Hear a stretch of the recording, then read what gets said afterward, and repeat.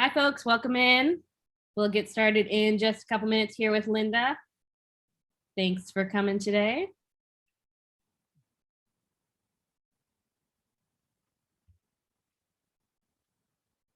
Sam, just so you know, I no longer can get the bar with all the different things. That's okay. Yeah. So I can't see you. I can't see me. All I see is, oh, wait, now it, why did it come up then? It might be a little delayed. Okay. Okay. I've got it now. I've got a cursor. Can you see my cursor moving on my screen? Yeah. Okay, good. All right, folks, we'll get started in just a moment here. Looks like many of us are in the room and we're getting settled. And we'll be hearing from Linda talking about Japanese Americans in San Diego 80 years ago.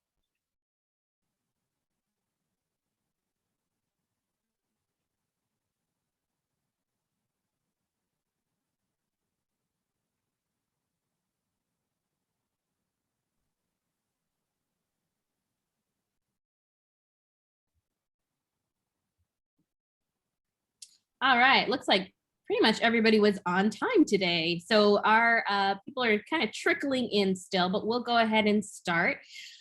Welcome, this is San Diego 101, April, and we're going to be hearing from Linda Canada today, talking about Japanese Americans in San Diego 80 years ago. Thank you so much for joining us today. If it's your first time, welcome. If this is your second, third, 14th, welcome back. And a big thank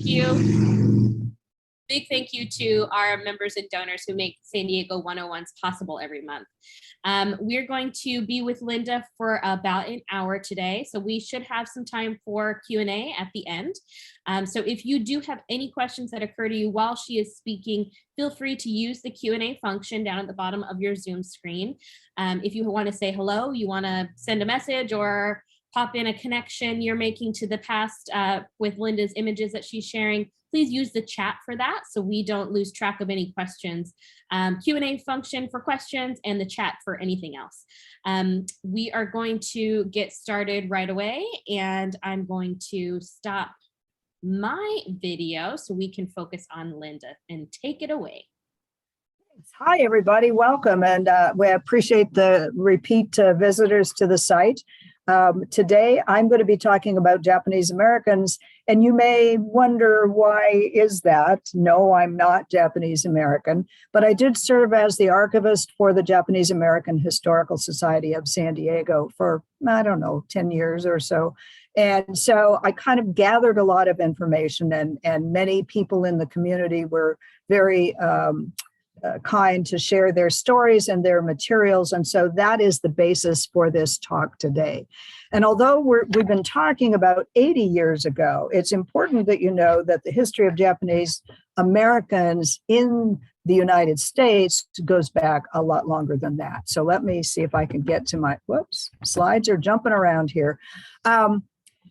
So it's important you know a little bit about Japanese history itself, and that is that the country of Japan was closed from about 1600 until about 1853, which was when Commander William Perry went into Tokyo Bay and approached the shogun, the head of the government, and respectfully requested that Japan open itself to the Western world, where all kinds of wonderful modern things were going on. And after some negotiation back and forth, it was decided that people of Japanese descent would be able to leave Japan and to go other places.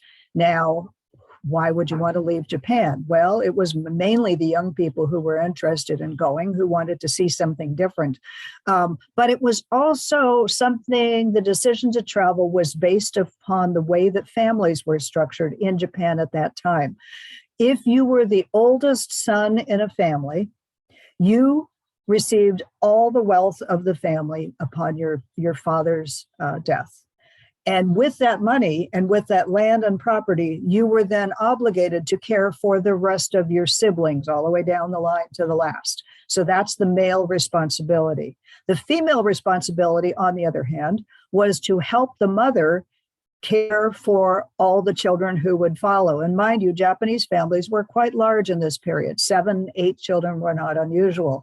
And so for young Japanese men who happened to be 4th or 5th in line of succession, there was not much motivation to stick around because they weren't ever going to earn any of that money from their father. And so they were the ones who were willing to strike out and go other places. So the first place that Japan allowed them to go was to Hawaii, where there was a need for worker in the sugarcane fields. The only problem was that very quickly word got back to Japan that there was a lot of mistreatment of Japanese men going on. And so they cut off that immigration right for several years, about 20 years before it opened up again. But in the meantime, men started leaving Japan and heading further to the east, if you will, to the shores of the United States. In fact, one of the first places that they settled was in the Placerville area. There was something called the Wakayama Tea and Silk Farm, and that was the first settlement that we've documented on the west coast of the United States. But gradually men came, and initially the ones who were coming first were the ones who were coming looking for farming jobs. And so the map on the left is a diagram with showing the prefectures that were the source of farmers who were making their way over to the United States. The other diagram on the same page shows the prefectures a little bit later that were the source of fishermen who were recruited over to the United States to join the fisheries along the Pacific coast. So you can see 2 different groups of people coming at sort of different time periods, but all of them heading over to the West Coast and looking for a job. They wanted to make money. It was believed that if they made $10,000, they would have enough money to go back to Japan and set themselves up for life. So that was the goal. Now, the men who came over, of course, were young, healthy men who wanted to have women with them. But the only problem was that there were no Japanese women in the United States at that time, which meant that they could not marry because it was illegal to marry a woman of another race. So there was a long history in Japan of arranged marriages, and a sort of new style of marriage came to be. And it was known sort of colloquially as the picture bride or the picture marriage, where the man would send a photograph of himself over to his relatives in Japan and say, I would like a wife. Will you see if you can find someone suitable who is willing to come to the United States? And they might have to go back and forth by sailing ship with these photos and letters, but eventually a match was struck, and the marriage was actually entered in the family record of the family in Japan, in the koseki. And so once the wife was entered in that koseki of her husband, they were considered married, and for U.S. immigration purposes at that time, and that was changing a lot in this period, she was allowed to come to the United States. So beginning in 1910, the picture bride system grew up. And so brides came over on sailing ships. They arrived at Angel Island in San Francisco Bay. The men came up, could be by train, could be by car, but they came up to San Francisco to meet their brides, some of them for the first time. Now, some of them may have married women from their village who they had occasion to meet, but other times it was strangers. And in fact, we know of at least one story where as these women are coming across from Angel Island and meeting up with their new husbands, there was one couple left on the dock, each of them holding a photograph, but they didn't match up. And the problem was that when the wife finally approached the one man left and said, who are you? I think you're my husband, but this isn't you. And he said, oh, my brother was much better looking, so I sent his photo instead. So at any rate, they did hook up. They were already technically married in the eyes of Japan. They had to get married in the eyes of California. And after that, one of the first places that they went was to the photographers to document their wedding. And so the picture on the left is a young bride and groom recently married. And then the picture on the right is the picture taken after the husband would take the wife to a local department store, clothing store, and get her outfitted in Western style clothes. And sometimes it was the first time a Japanese woman had seen Western style clothes. And one woman commented, "I never could figure out what a brassiere was for." So this was all new to them, to have to dress in a different manner than their traditional manner back in Japan. They would then head home to, in our case, San Diego County, and to find what exactly their husbands had described for them in terms of their living situations. And sometimes it wasn't exactly what had been described. This is, by the way, a diagram that was created for us by Steve Shane here, who is a professor at University of San Diego, who made a diagram showing the location of all of the Japanese farms in the Chula Vista area. And so on this diagram, all of these little green dots represent Japanese farms before World War II. Areas which are red are areas which were settled by Japanese after they returned from the war. So you can see a lot of very small farms in Chula Vista, a very popular place for farmers to get their start. Now, mind you, for Japanese living in the United States at this time, the laws were constantly changing. There was a great deal of anti-Asian sentiment. It started as anti-Chinese, the group that came first. As the Japanese arrived here, it spread to the Japanese. And part of this anti-Japanese settlement or sentiment was due to the fact that when Japanese farmers worked on their farms, they didn't work regular hours. They worked sundown to sunup. And when they had children, their children worked as long as they weren't in school. The children were doing something on the farm, whether it was working with the actual plants or maybe nailing together the vegetable lug boxes, which the farmers used to ship their produce to market. So it was a period where Japanese farmers were not as subject to the cost of labor because the labor was their own families. And so the other farmers in the area got up in arms and wanted to limit the rights of Japanese to farm, limit the rights of shipping produce to the major markets. And so it was a tough time for the Japanese families as the laws were continually changing. Probably the most significant law was the one that kept people who were born in Japan from being able to buy real estate in the United States in California. That was a California law. And so if they had a farm, they could only lease the land.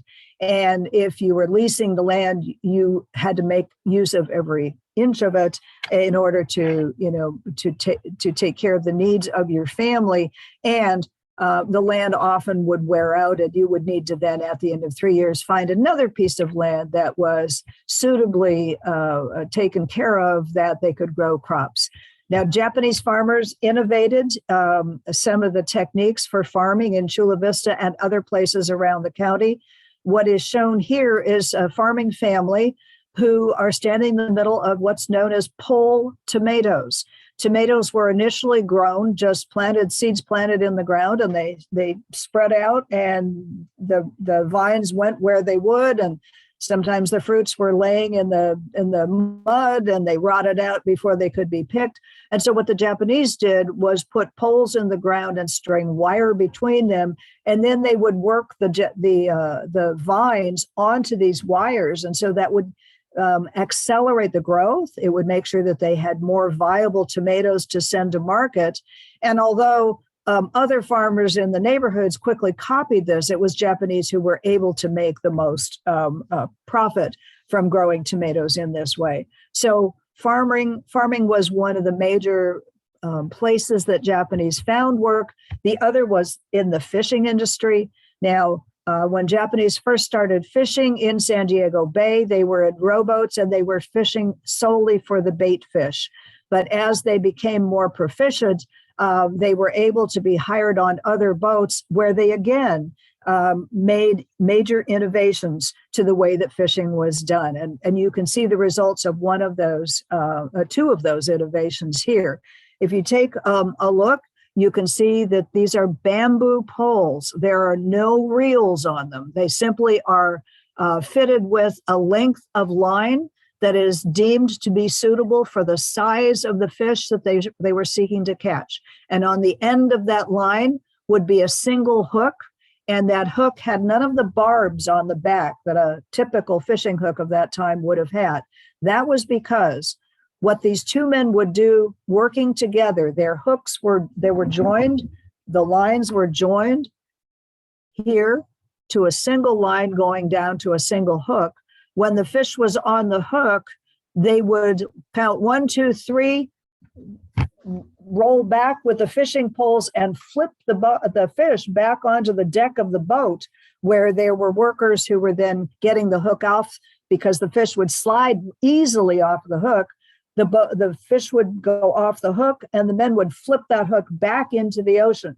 Now, in order to get the fish all excited about biting on those hooks, they also invented something that today we call chumming, which is throwing live bait over the side of the boat to attract the fish and to get them all biting and frantic. And sometimes what they bit at was the flash of the hook and not the flash of the bait.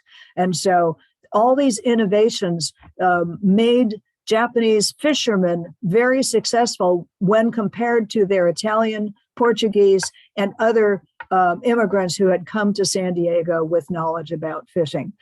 By the end of the pre-war period, by the end of 1940, they were actually Japanese-owned fishing boats, which were fishing out of San Diego.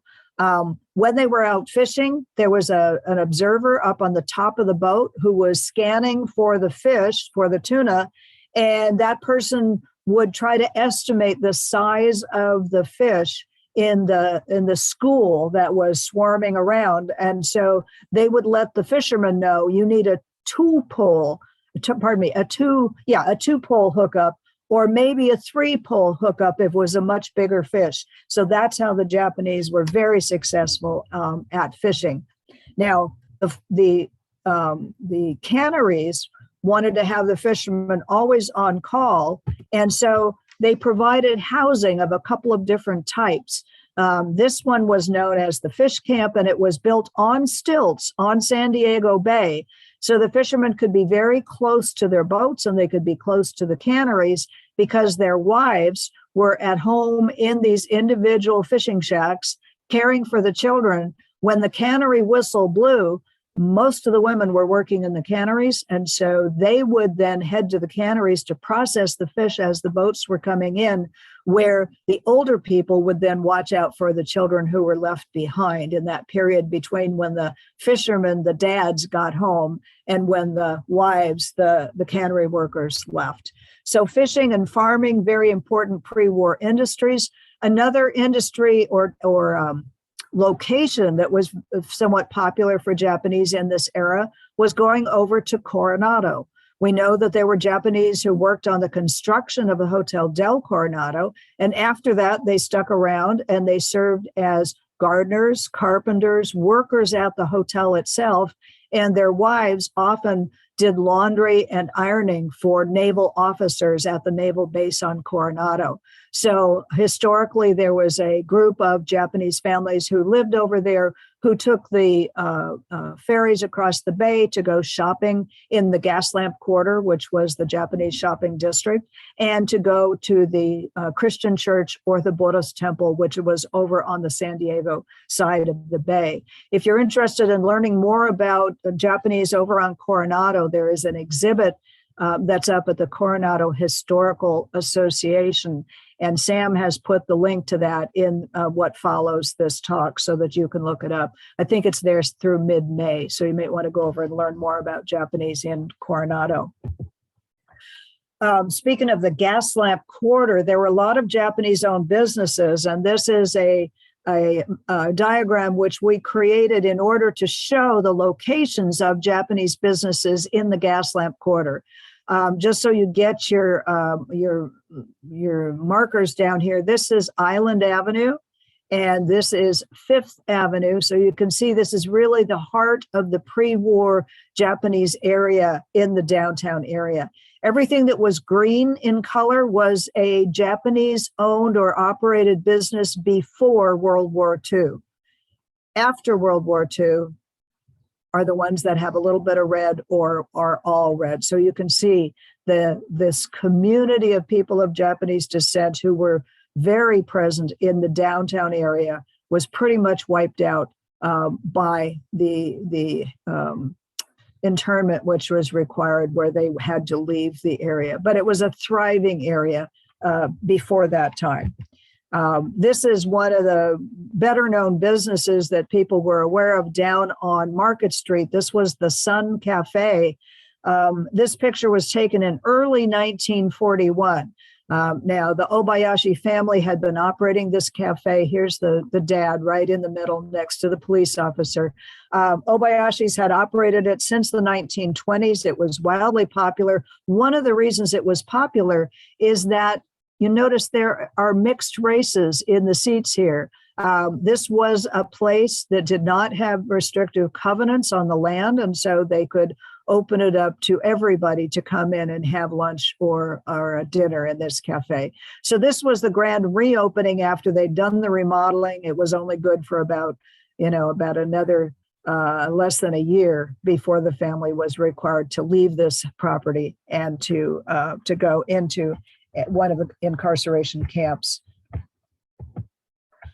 Now, the incarceration camp notices went up in April of 1942. Now, let's step back a bit. December 7th, 1941, the Japanese attacked Pearl Harbor, and the country, of course, was in shock. Japanese people immediately were not only limited in where they could go and what they could do, but as it turns out, the FBI had been keeping an eye on people of Japanese descent since the late 1930s. There was military action being taken by Japan in China, and very militaristic, and there was some concern about the Japanese who were living here that they might be spies or they might, sabotage things. And so the FBI had these lists of people, and beginning the night of December 7th, people, mostly men on that list, started to be picked up in San Diego. People have described, you get a knock on the door, there are 2 FBI agents there. They demand that you come with them. You're not given a chance to pack a suitcase. You're not given a chance to pack your clothes. You weren't told where you were going. There was no due process. You were thrown in the San Diego County Jail, and then from there moved to a variety of detention facilities that were operated by the Department of Justice. There was no trial at that time. There were not, they were simply taken away without explanation. Now, as it turns out, later studies showed that there were a variety of things and reasons that they might have been put on the FBI list. One of them was being a businessman. You have contacts with other people who are coming from Japan. So maybe that information gets back and forth from Japan. If you were writing letters in Japanese back and forth to Japan, you might get on the list. If you were a member of the Buddhist temple and in leadership in one of the groups there, you would go on the list. If you were part of one of the social organizations in town, you would go on the list. So there were a variety of reasons to be on the list, and you were simply taken away. And so here you have now a Japanese family. The wife has come from Japan sometime between 1910 and 1920. She's been in town for some years, but typically she would have been living mostly around people who were speaking Japanese, and typically the wives didn't have the opportunity to learn as much English as their husbands, who were out working in farms, working in businesses, working in transportation. And so the wives didn't typically speak a lot of English, which meant that their children, their American-born children who had been going to the local elementary, junior, and high schools were the ones who ended up translating for their mothers and trying to explain to them what had happened to the family. Now, luckily, many of these Japanese families had telephones. And so there were telephone calls that were going back and forth the night of December 7th. And so as the night progressed and into the next morning, people who thought they might be subject to being picked up had the opportunity to, number one, at least pack a bag. They didn't know where they were going, but at least they could have something ready to take with them. The other thing that some families did was destroy letters, photographs, objects that had come from Japan because they were concerned that these items would in some way paint them more as the enemy. So from December 7th on, it was a difficult situation for the Japanese wives, for the Japanese American kids who continued to go to school where they'd gone and were in Boy Scout troops and were in sporting activities. And so they continued on until April 1st of 1942, when posters like this one went up on telephone poles, near banks, near places known that Japanese attended services, for example.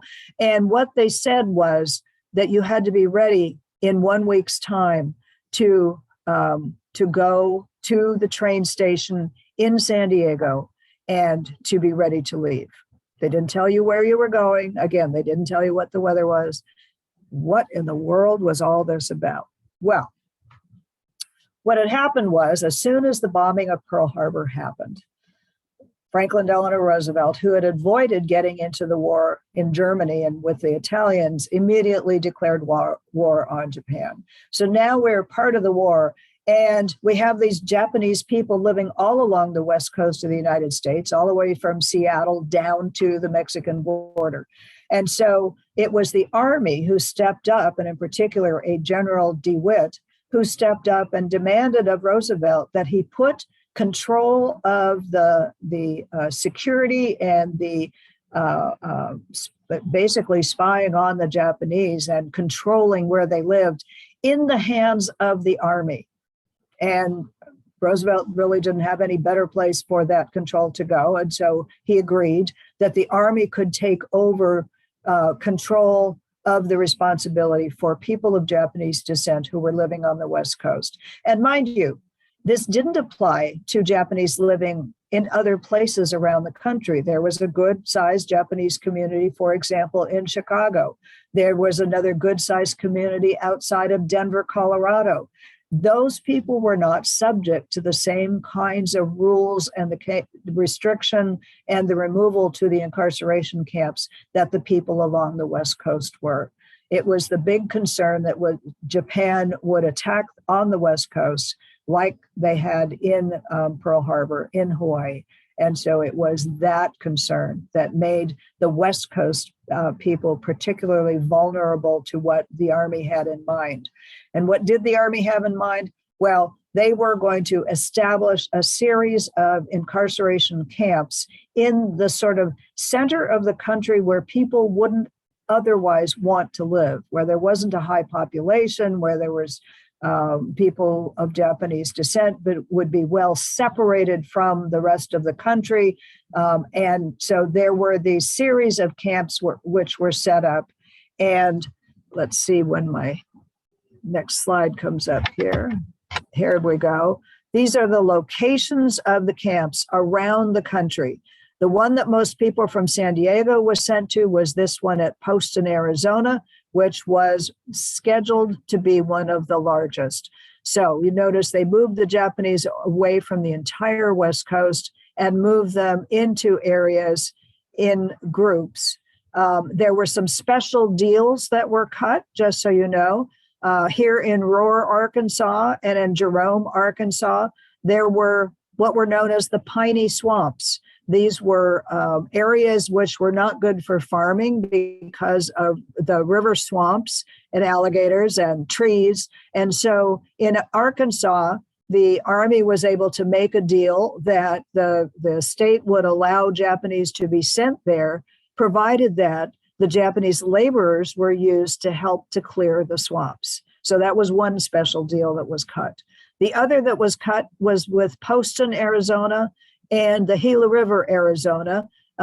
This deal was cut with the Bureau of Indian Affairs, which at that point was in charge of the it had all the power over Native Americans in our country, and particularly here in the Arizona desert. There was not an irrigation system which would allow for farming to be done successfully in these places. And so the Bureau of Indian Affairs negotiated with the Army to have these two camps set up on Indian land, both of which would be accessible to rivers that were part of the Colorado River system, and they would put in irrigation systems so that in the future, farming would be able to be done in these areas. So when you talk to somebody who lived in one of these internment camps during World War II, and then they went back to visit a camp for a reunion, maybe 40 years later, they were seeing something completely different from where they had been held, because this was open desert at the time the Japanese were sent. And yet it is now today fairly green and fairly full of farming opportunities. So that's the story here. But these camps were all over the Western United States in areas that people otherwise did not want to live. So this is where people were sent. Because the camps at Poston, and there were 3 sub-camps at Poston, and they were simply called Poston 1, 2, and 3, because the Camp 3, which was one where the people from San Diego were supposed to be sent, it wasn't ready yet. The Army was building like crazy, and in fact, they had hired a civilian construction firm called the Del Webb Company. They built large communities later on post-war, but they were building these internment camps for the government.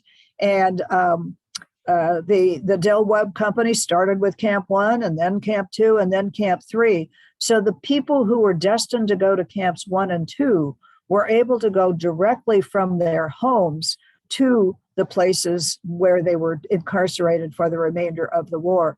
But the people in Camp 3, who were the ones who were coming from the San Diego Bay area, which was considered by the Army to be a particularly vulnerable place. And so they were required to leave first, even though their subcamp was going to be finished last. And so the people living in the San Diego and Imperial County areas being sent to Poston, some of them were sent first to the racetrack at Santa Anita, where they were housed for about 2 to 3 months before they were sent on to Poston. Now, what do you do when you're given a week or 2 months to evacuate the property that you've made your home? Well, you have evacuation sales, you have the yard sales. You're trying to get rid of things that you know you're not going to be able to take to the camp, because they told you in that poster that you could only take the things that you could carry, and you couldn't certainly carry things in a suitcase. So furniture and all your kitchen stuff and any fine china, people had started to collect china for their special occasions. And so that was either sold, or some people buried it in the backyard. Hopefully they could go back and find it later. But it was a large scale panic to try and get rid of things, to figure out what you could take. Interestingly enough, a fellow who ended up being president of our Japanese American Historical Society was only about somewhere 8, 9, 10 years old at the time. And Ben Sagawa first packed his clothing, then he packed some games and some sports things that he wanted to take. And because he had some room in his suitcase, he went and bought all the bubble gum he could afford and put that in the rest of his suitcase. So people packed their suitcases. They showed up at the downtown Santa Fe Depot, and this is the morning, probably mid-morning of April 8th, 1942. And this is when they had to show up at the train station. At this point, these people that you see walking had already turned in their suitcases.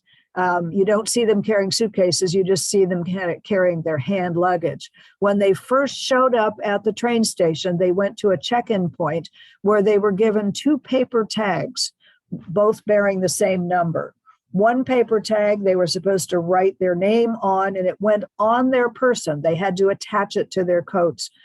Then the other one, they filled in their name and identifying information, and that went on their single suitcase. So each person got 2 tags, one for their body, one for their one suitcase. The suitcases were taken away and shipped separately, and the people then had to wait around. There's no place to sit. They're just walking back and forth. You don't see any children in this particular picture, but the children are just going nuts, running around and crying, and they were hungry and there wasn't food provided and they had to stay, and they didn't like that. So it was really a very difficult day.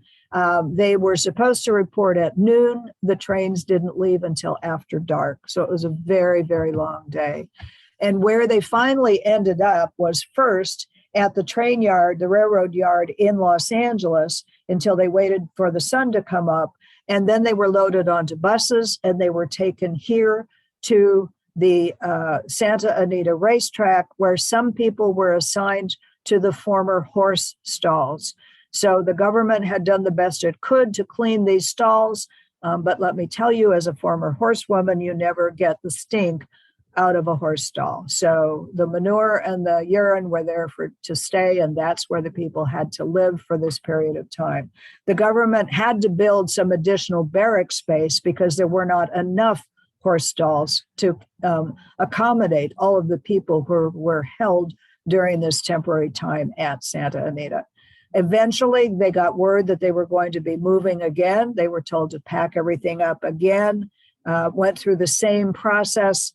And finally, the people from San Diego arrived at their final destination, which was out at Poston, Arizona, near the town of Parker, Arizona. That's about the closest community to where this area was. Now, this photograph was taken actually by a professional photographer named Paul Shintaku, whose family has given us permission to use it. But he was given permission to climb up into the water tower and take a picture of the barracks. And so this is what the area looked like not long after the people arrived. So the barracks are wooden barracks built by the Del Webb Company. They have black tar paper on the outside. They are no heating or air conditioning. They are out in the middle of the desert. There is a fuel facility, but that is for the mess hall, which is over on this side. So everybody in a single block, and we'll see a diagram of this block in a minute, but everybody in this block would eat in this mess hall. They would use these latrines. They would use this area for washing and ironing. And so latrines were both male and female. But you notice the Army style of language here: barracks, mess hall, latrines. So that is what the Army required to be built for the people to live in. And some people lived in these barracks for as long as 3 years. This is a diagram of the, drawn by actually one of the oldest of the second generation. He was not a man who came from Japan, but rather he was the son of people who came from Japan. And so he was called a Nisei. Ni is 2 in Japanese. So Issei is 1, Nisei is 2, Sansei is 3. It goes on and on. But this Nisei gentleman made a drawing of what the camp, what his area looked like.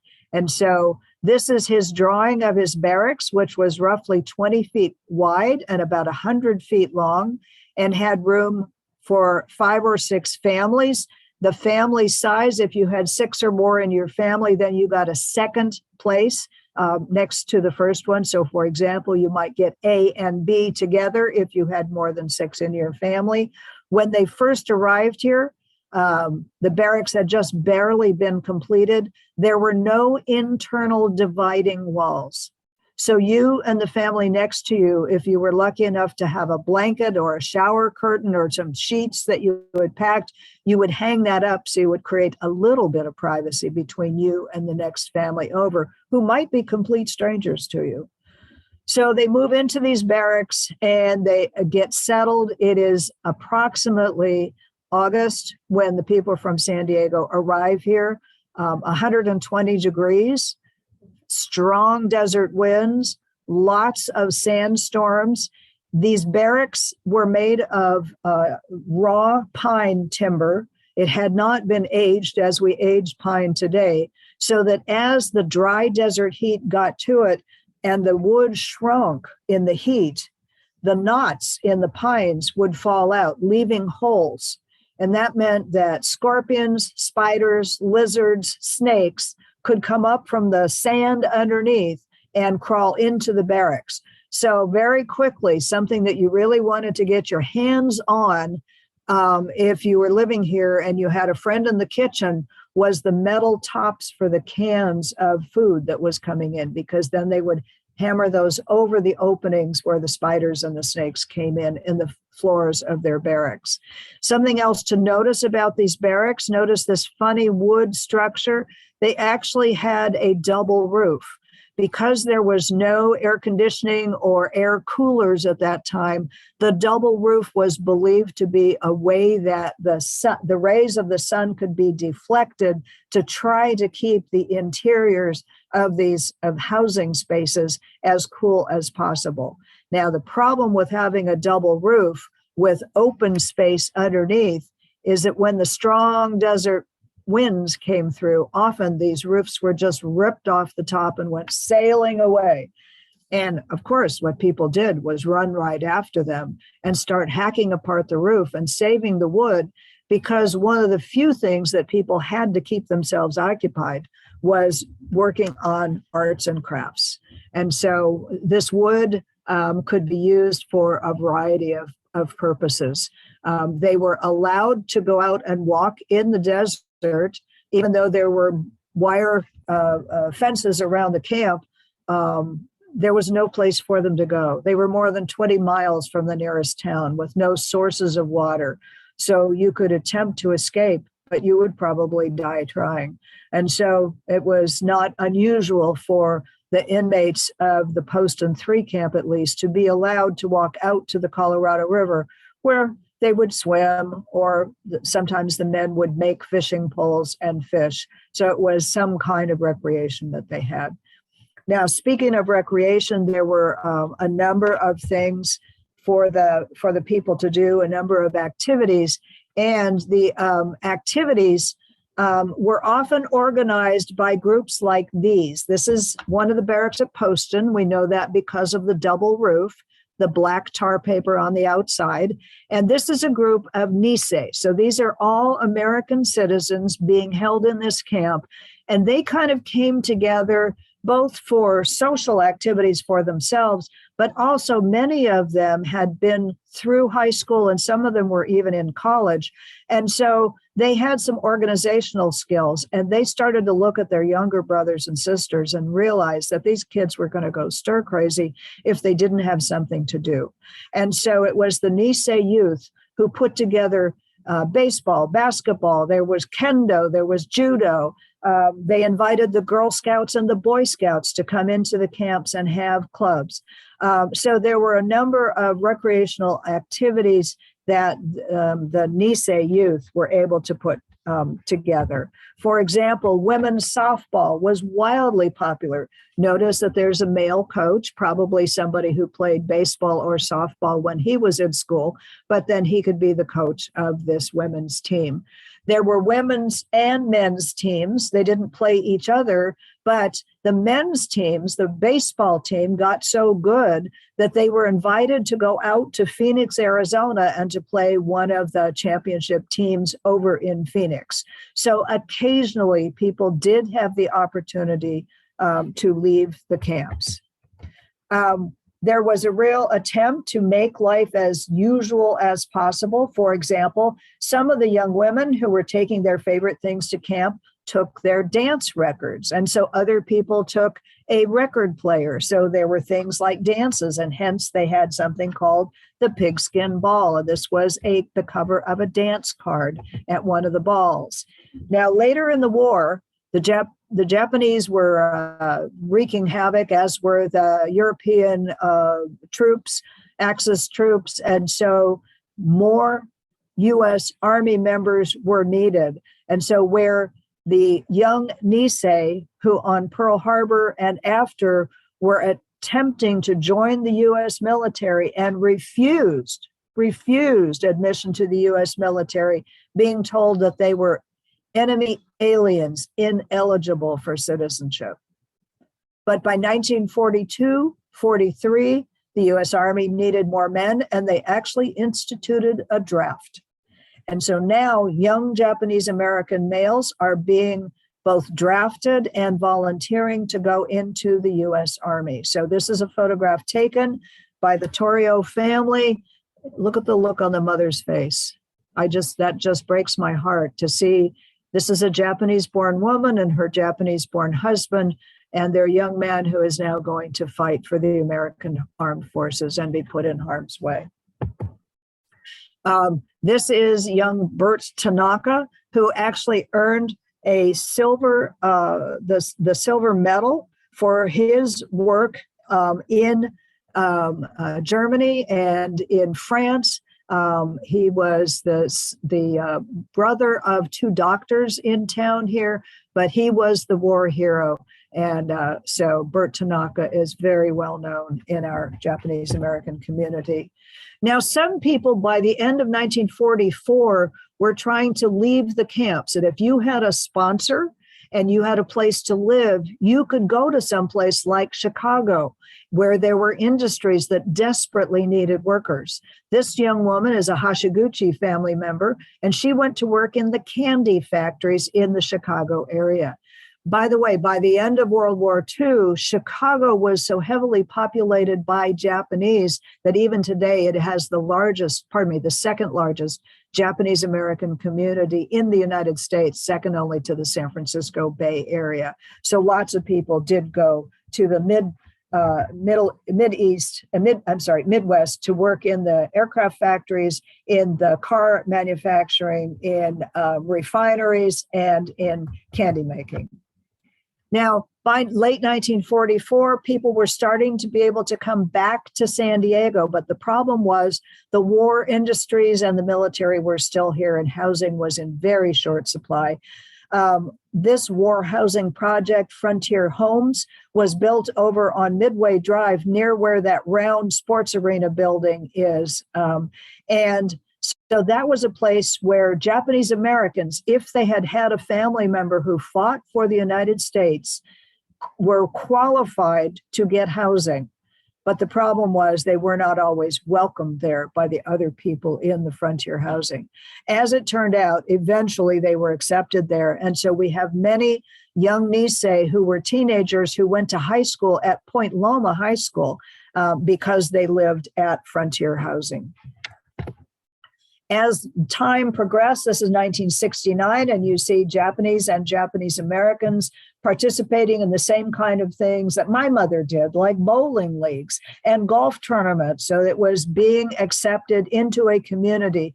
The only problem was they were never accepted back to the old places where they had lived before, because they could not own land, they couldn't go back to a former homestead, so they were spreading out through the community. So there is now no central Japanese district as there once was in San Diego. Also in the 70s and 80s, the Japanese American community started to recognize the history of their Issei, their first generation pioneers. So here's Ben Sagawa on the left, the man with the bubble gum in his suitcase, and Roy Moroka, a leader in the Buddhist temple. And these are people who were leaders in our community through the 80s and 90s and founders of many of the organizations which still exist today. And then finally, here is the Japanese American Veterans Memorial. Some of these men here are Japanese Americans who are veterans of the either 442nd or 100th Battalion. Others are men who are a little bit younger who fought during the Korean War, or maybe who married women from Japan and who were able to come over after the war. And so they felt that their allegiance to a veterans group was more with the Japanese American Veterans Memorial. So that's who you see in this image. So that is actually the end of my presentation about the history of Japanese Americans in San Diego. And well, I think I can make this go away. And if I can't, I will continue talking. And Sam, if you're there, would you pass Yes, along yes, any we questions. are, I don't see your screen anymore, so we're in good shape. Okay, good. And we do have one question so far from Diane, who would like to know the approximate date of the photo of the fish camp in San Diego Bay. The fish camp in San Diego Bay, that was probably around the 1930s or so. Fish camp ceased to exist as soon as the Pearl Harbor situation came about, and so it was never rebuilt. And my guesstimate for the date, I'm not sure if the image I showed was the one that had all the koi flags flying from the rooftops. Those koi flags would have been flown for Boys' Day, celebrated by people of Japanese descent. And so the fact that there were so many of them flying indicates that the women had been there long enough to have male sons to celebrate Boys' Day. That's great. We've got one more question coming through here. It's a little long, so hold on one second. This is a professor from Miracosta College, grew up in a heavily Japanese area and has been struck by the lack of historically Japanese neighborhood there in contrast to other cities, in contrast to other cities. Research seems to indicate it might be linked to permanent losses suffered by the fishing community. Have you heard anything about that? And can you share? Okay, and I'm sorry, where was the area that he is from? Another area, and they've been struck by the lack of a historically Japanese neighborhood here in San Diego. Right, exactly. Yeah, there was a pretty strong feeling which even persisted after World War II. We have people who have complained about housing discrimination in San Diego after the war, after they came back, and some of the new subdivisions were being built. People were told, we don't allow Japanese here, but you could go down to National City or you could go down to other areas of San Diego. So people didn't necessarily welcome Japanese and Japanese American neighbors to come back. And so they didn't tend to move into groups. It just seemed like it was easier to go in individually and get themselves settled, which is not to say their organizations didn't survive. The Buddhist Temple San Diego is a thriving organization, as are two Christian churches down here. There's another Buddhist temple up in the Vista area. So there are community groups and there are community events. The Japanese Friendship Garden has a number of events over the course of the year in which Japanese Americans participate heavily. So there is a group here, but yes, there is no physical presence combined as a group anymore. I hope that answered the question. Yes, I think so. And we've got a few more coming in. Do you know specifically where the fish camp photo was taken? Yes, fish camp was approximately located where the Coronado Bridge ends on the San Diego side of the bay. And there is a small park which was put in that area, financed partly by the city and I think maybe by the canneries, and we provided information. And so there is a very small park down at the location, the Port District. If you look in the Port District's information, I think you'll be able to find it. So that is the physical notation of the presence of that fish camp there.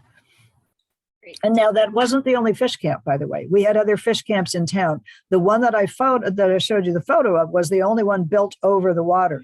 There was another one down somewhat close to where Lindbergh Field is today, around approximately, I'm drawing a blank on the name of the streets. I hate that. Laurel Street, where you come off the freeway and go toward the airport. There was another fish camp there. And in that case, the cannery provided they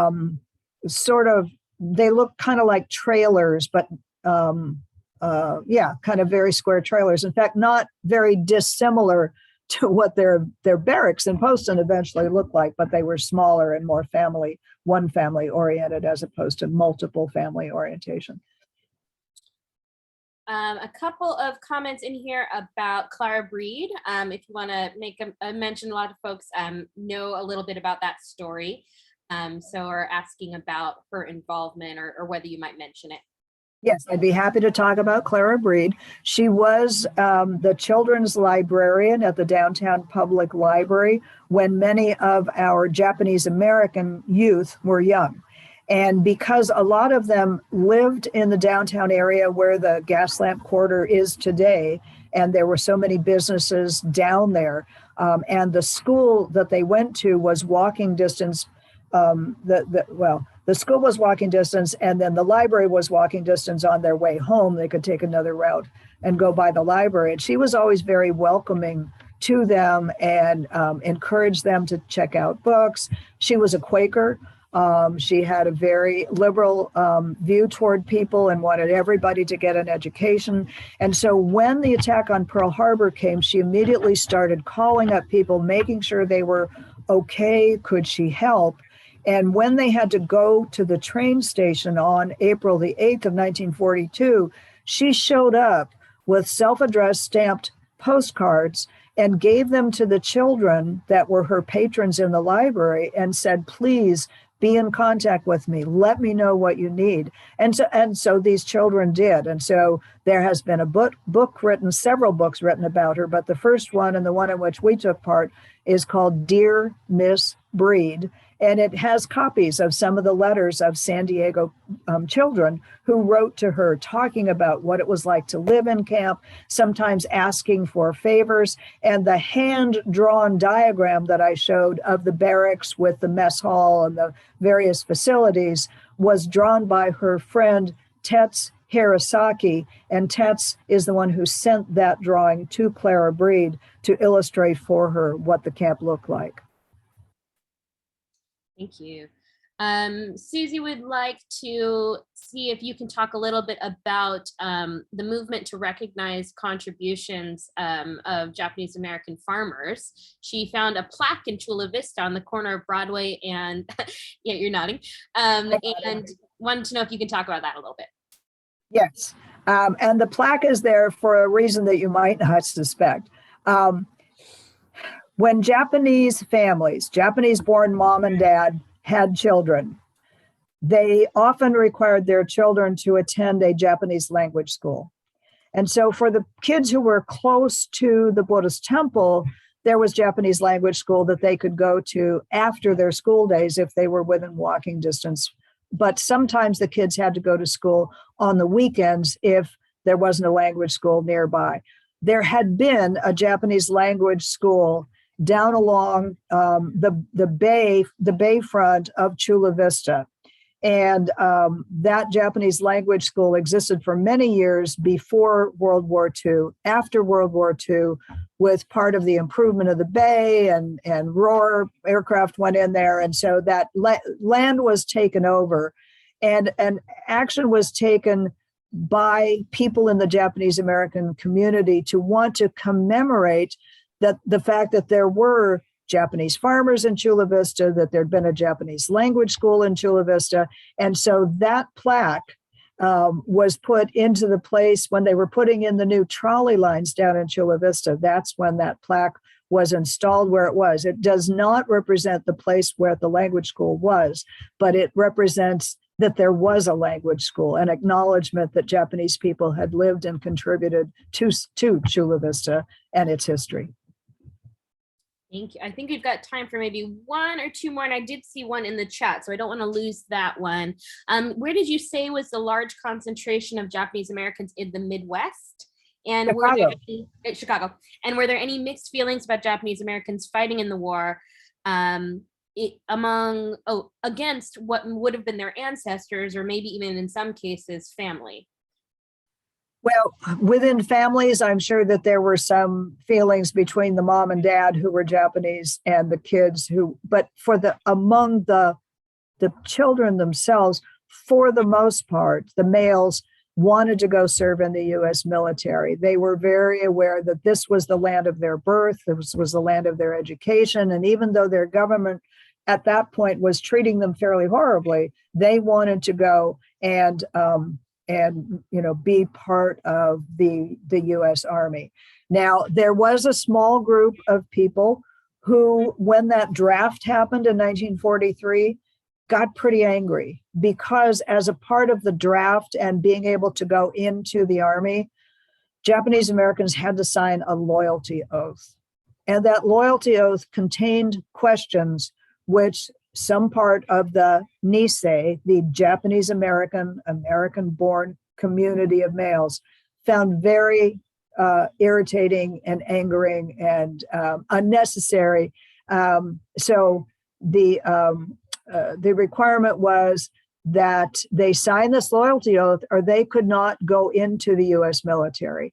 And they were actually, if they refused to sign the loyalty oath, they were then removed from wherever their camp was. In the case of the people I know, it's Poston, and moved to an actual prison that was set up at Tule Lake, California, up in the northern part of California. So it was not just an incarceration center. They built a prison to hold these people who were protesters.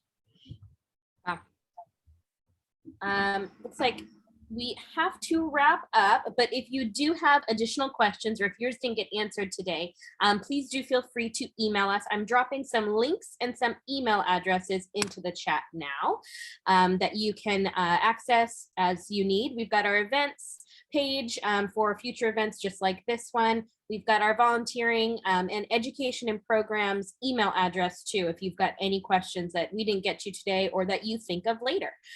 We also have another San Diego 101 next month with Susie Castle. I'm going to be putting that into the chat as well.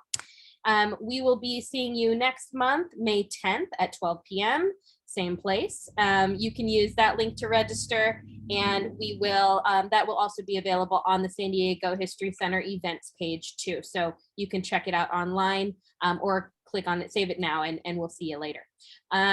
As I said, please do join us next month, and thank you so much for joining us today and for all of your attention and wonderful questions, and we'll see you next time. Bye, everybody. Thank you.